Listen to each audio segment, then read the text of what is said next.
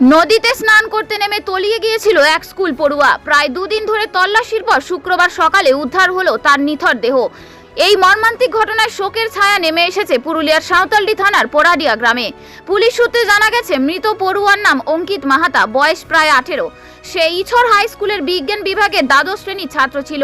স্থানীয় সূত্রে জানা যায় গত বুধবার দুপুরে পোড়াডিয়া গ্রাম সংলগ্ন গোয়াই নদীতে স্নান করতে গিয়েছিল অঙ্কিত। সেই সময় অসাবধানতা বশত নদীর জলে পড়ে যায় সে। নদীতে জল বেশি থাকায় মুহূর্তের মধ্যে তলিয়ে যায় অঙ্কিত। খবর পেয়ে গ্রামবাসীরা তল্লাশি শুরু করেন। ঘটনাস্থলে পৌঁছায় সাঁওতালডি থানার পুলিশ, বিসিডব্লিউ ফাঁড়ির পুলিশ এবং রঘুনাথপুরের বিপর্যয় মোকাবিলার দল। বুধবার রাত পর্যন্ত তল্লাশি চালানো হয়।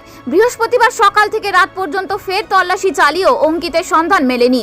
পরবর্তীতে আসানসোল থেকে বিপর্যয় মোকাবিলার দল এসে তল্লাশি শুরু করে।